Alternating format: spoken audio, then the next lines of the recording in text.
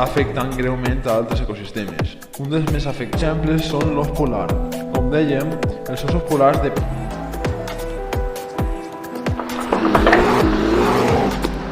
Fatamós, vosaltres podeu canviar aquesta situació. Pot ser d'ell també, però si tots canviem les nostres conductes...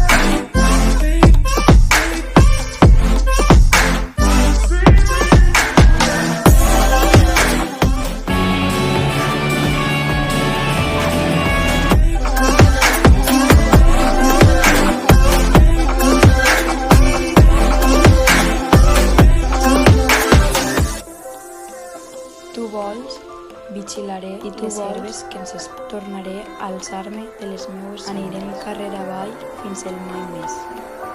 Si tu vols, esperaré com sempre.